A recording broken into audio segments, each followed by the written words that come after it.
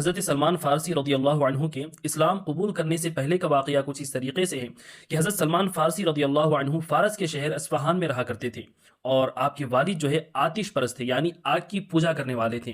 تو حضرت سلمان فارسی بھی اسی عمل کو فالو کرتے تھے۔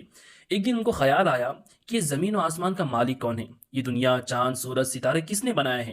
تو اس بڑے عمر والے عالم نے کہا کہ اب اس پوری روئے زمین میں کوئی ایسا شخص نہیں ہے جس کے پاس میں تمہیں بھیج سکوں، مگر ہاں، آج سے کئی سالوں بعد ایک زمانہ ایسا آنے والا ہے کہ اس زمین پر حضرت ابراہیم علیہ السلام کی آل سے ایک شخص آئیں گے جو آخری نبی ہوں گے، مگر مجھے نہیں لگتا کہ تم ان کا زمانہ پا سکو گے۔ تو حضرت سلمان فارسی نے کہا کہ میری یہ خواہش ہے کہ میں ان کا زمانہ پالوں، مگر میں اس وقت تک زندہ رہا تو ان کو پہچانوں گا کیسے، ان کی نشانیاں کیا ہوں گی؟ تو اس عالم نے کہا کہ سنو، وہ حضرت ابراہیم علیہ السلام کی آل سے ہوں گے۔ پہلی نشانی یہ ہے، جب وہ اللہ کا پیغام لوگوں کو سنائیں گے تو خود ان کا خاندان، ان کی قوم جو ہے ان کے خلاف ہو جائے گی اور ان کو مجنون، کاہن، جادوگر کہے گی۔ دوسری نشانی یہ ہے کہ وہ ہدیہ، تحفہ تو قبول کر لیں گے مگر صدقے کا مال نہیں کھائیں گے۔ اور تیسری علامت یہ ہے کہ ان کے دونوں شانوں کے درمیان میں مہر نبوت ہوگی۔ سبحان اللہ۔ اب حضرت سلمان فارسی کو بڑی تمنا تھی کہ میں نبی آخر الزماں کا زمانہ پالوں۔ کئی سالوں بعد کا وقت تھا کہ حضرت سلمان فارسی ایک جگہ بیٹھے ہوئے تھے کہ ایک قافلہ وہاں سے گزرا۔ تو حضرت سلمان فارسی نے اس قافلے کے لوگوں سے پوچھا کہ تم کہاں رہنے والے ہو، کہاں جا رہے ہو؟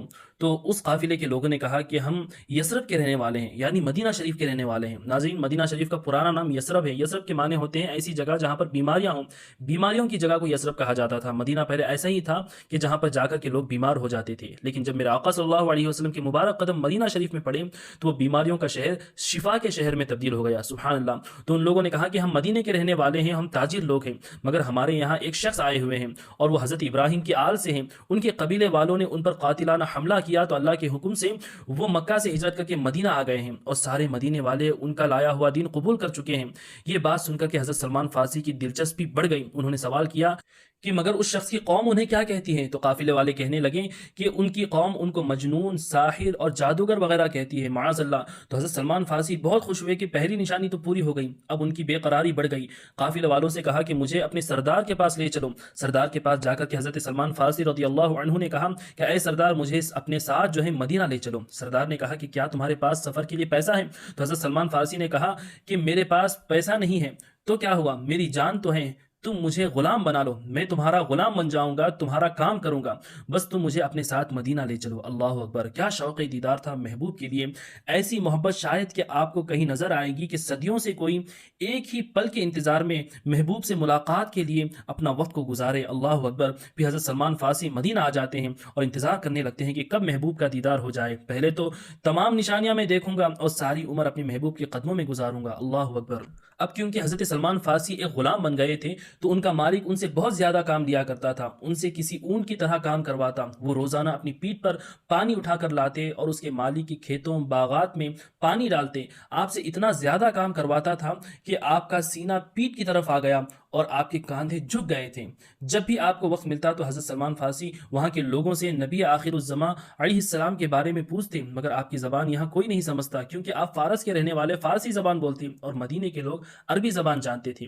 ایک دن کسی بوڑھی عورت سے آپ کی ملاقات ہوئی، اس کو فارسی بھی آتی تھی، تو حضرت سلمان فارسی نے اس عورت سے پوچھ لیا کہ یہاں نبی آخر الزماں کے بارے میں تم مجھے کچھ بتاؤ کہ وہ کہاں رہنے والے ہیں، کہاں آتے ہیں، کہاں جاتے ہیں، میں ان سے ملاقات کرنا چاہتا ہوں۔ تو اس بوڑھی عورت نے کہا کہ تم فکر نہ کرو، اسی راستے سے روزانہ جو ہے محمد صلی اللہ علیہ وسلم فجر کی نماز ادا کرنے کے لیے جاتے ہیں، تم یہیں پہ انتظار کرو تو ان سے ملاقات ہو جائے گی۔ تو حضرت سلمان فارسی اسی راستے پہ بیٹھ جاتے ہیں اور سرکار کی راہ دیکھنے لگتے ہیں۔ اللہ اکبر! اب اگلے دن اسی راستے سے نبی صلی اللہ علیہ وسلم اپنے چند صحابہ کے ساتھ وہاں سے گزرتے ہیں، تو حضرت سلمان فارسی چند کھجوریں لے کر کے آقا کی بارگاہ میں حاضر ہوتے ہیں اور کھجوریں پیش کرتے ہیں۔ سرکار نے پوچھا کہ یہ کھجوریں صدقے کی ہیں یا ہدیہ ہیں؟ تو انہوں نے کہا کہ یہ صدقہ ہے۔ تو سرکار نے وہ صدقے کا مال نہیں کھایا بلکہ اپنے صحابیوں میں بانٹ دیا۔ پھر اگلے دن حضرت سلمان فارسی آقا کی بارگاہ میں حاضر ہو کر کھجوریں پیش کرتے ہیں۔ پھر سرکار نے پوچھا کہ یہ صدقہ ہے یا ہدیہ ہے؟ تو حضرت سلمان فارسی نے عرض کی کہ حضور یہ آپ کے لیے ہدیہ لایا ہوں، تحفہ لایا ہوں۔ تو سرکار نے اسے قبول کیا، خود بھی کھایا اور اپنے صحابیوں کو بھی کھلایا۔ اب دوسری نشانی بھی پوری ہو گئی کہ یہ نبی آخر الزماں ہدیہ تو قبول کرتے ہیں لیکن صدقہ نہیں کھاتے۔ اللہ اکبر! اب تیسری نشانی دیکھنے کے لیے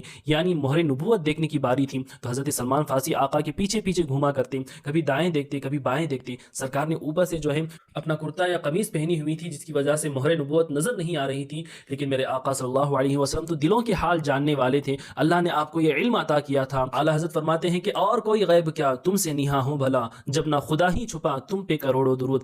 علم غیب کو جاننے والے آقا نے समझ लिया कि सलमान क्या देखना चाहता है। तो हज़रत सलमान फारसी को अपने मोहर नबूवत दिखाने के लिए सरकार ने अपना कुर्ता जो है, अपनी कमीज जो है ऊपर कर ली और कहा कि सलमान तीसरी निशानी भी देख लो, अल्लाह अकबर, जो तुम्हें उस राहिब ने कहा था। जैसे ही तीसरी निशानी हज़रत सलमान फारसी ने देखी तो फौरन आपके कदमों में गिर पड़े और अपना सारा वाक़या सुनाया कि सरकार मैं सदियों तक इसी दीन की तलाश में, आप ही की तलाश में भटकता रहा, यहाँ तक कि मदीना शरीफ आने के लिए मैंने अपने आप को बेच दिया और गुलाम बन गया। गोया आप यूं अर्ज कर रहे थे कि गुलाम मुस्तफ़ा बनकर मैं बिक जाऊं मदीने में, मोहम्मद नाम पे सौदा सरे बाजार हो जाए। या रसूलल्लाह, यहाँ तक पहुंचने के लिए मैंने बड़ी ठोकरें खाई हैं कि गिर पड़ के यहाँ पहुंचा, मर मर के तुझे चाहा, छूटे ना इलाही अब संगे दरे जाना ना। अल्लाह अकबर। सारा वाक़या सुनने के बाद हज़रत सलमान फारसी ने फिर अर्ज़ की कि या रसूलल्लाह, अभी मैं गुलाम हूँ, मैं इस गुलामी से आज़ाद होकर आपकी गुलामी में शामिल होना चाहता हूँ। या रसूलल्लाह, मुझे कलमा पढ़ा कर के मुसलमान बना दें। अल्लाह अकबर। ये तमाम वाक़या सुनने के बाद सरकार ने हुक्म दिया कि सलमान को उसके मालिक के यहाँ से आज़ाद करवाया जाए। मगर वो शख्स जो हज़रत सलमान फारसी का आका था, उसने कहा कि सलमान को मैं इन्हीं शर्तों पर आज़ाद करूँगा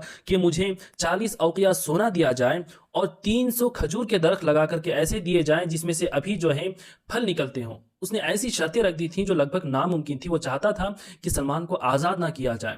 फिर सरकार ने कहा कि मुझे खजूर के बाग में ले चलो। फिर सरकार खजूर के बाग में तशरीफ़ ले गए और हज़रत सलमान फारसी से फरमाया कि अभी खजूर के दरख्त लगाना शुरू करो। सरकार ने खुद अपने हाथों से भी दरख्त लगवाए और उसमें पानी भी दिया और सहाबा ने भी अपने हाथों से पानी दिया और दरख्त लगवाए और 300 दरख्त तो वहाँ पर लगा दिए। लेकिन नाज़रीन, एक खजूर के दरख्त को लगाने के बाद उसे बड़े होने में, फिर फल देने में कई कई साल लग जाते हैं। लेकिन यहाँ मेरे आका का मोजिज़ा देखिए कि सरकार ने जैसे ही दुआ फरमाई, फ़ौरन वो 300 खजूर के दरख्त बड़े हुए और फ़ौरन उसमें से खजूर निकल आए। अल्लाह अकबर। तमाम के तमाम लोग ये देख करके हैरान थे और जानते भी थे ये मेरे आका हैं, बड़ी शान वाले आका हैं। ये सरकार का एक अजीम मोजिज़ा था कि जो सालों का अमल है वो एक ही लम्हे में सरकार के मोजिज़े से वो चीज़ें नजर आने लगी। सुभान अल्लाह। अब उस आका की पहली शर्त तो पूरी हो गई, अब 40 औक़िया सोना दे करके दूसरी शर्त भी पूरी कर दी और हज़रत सलमान फारसी को आज़ाद भी करा दिया। अल्लाह अकबर। और नाज़रीन, हज़रत सलमान फारसी एक जलील क़द्र सहाबी रसूल बने और जो है सरकार ने फरमाया कि अल्लाह सलमान से मोहब्बत फरमाता है। अल्लाह अकबर। ये बहुत बड़ा एजाज़ है। और ये भी फरमाया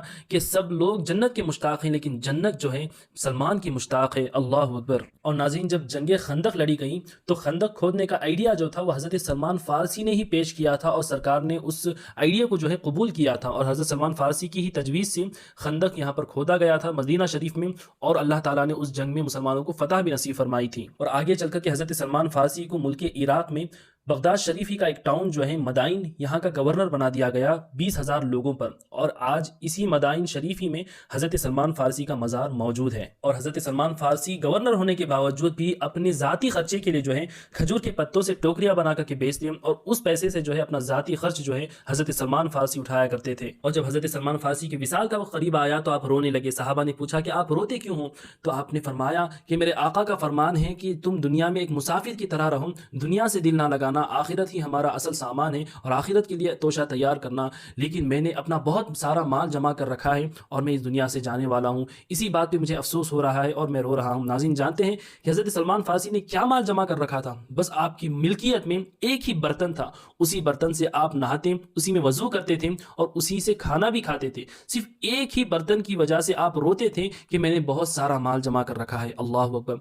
ये थे सहाबी रसूल हज़रत सलमान फारसी रज़ियल्लाहु अन्हु। और हज़रत सलमान फारसी रज़ियल्लाहु अन्हु का विसाल बाकमाल 53 हिजरी में हुआ, यानी 53 हिजरी में हुआ था और आज आपके विसाल को तकरीबन 1400 साल का अरसा गुजर चुका है। हज़रत सलमान फारसी की कुल उम्र कितनी हुई, इसमें थोड़ा सा इख्तिलाफ है। चंद रिवायतों के मुताबिक आपकी उम्र 350 साल बताई गई, चंद रिवायतों के मुताबिक आपकी कुल उम्र 250 साल बताई गई है। नाज़रीन, इस बारगाह में कुल 4 सहाबी रसूल जो है आराम फरमा रहे हैं। सबसे पहले ये जो जालियां देख रहे हैं, आप मज़ार देख रहे हैं, ये हज़रत सैयदना सलमान फारसी रज़ियल्लाहु अन्हु की मज़ार शरीफ है। आपकी मज़ार शरीफ के बाजू में थोड़ा और अंदर हम चले जाते हैं तो एक और सहाबी रसूल हज़रत हुज़ैफ़ा बिन यमान रज़ियल्लाहु अन्हु की मज़ार शरीफ मौजूद है। फिर इनकी मज़ार से थोड़ा और अंदर हम चले जाते हैं तो और 2 मज़ारात मौजूद हैं। यहाँ पर हज़रत ताहिर इब्न मोहम्मद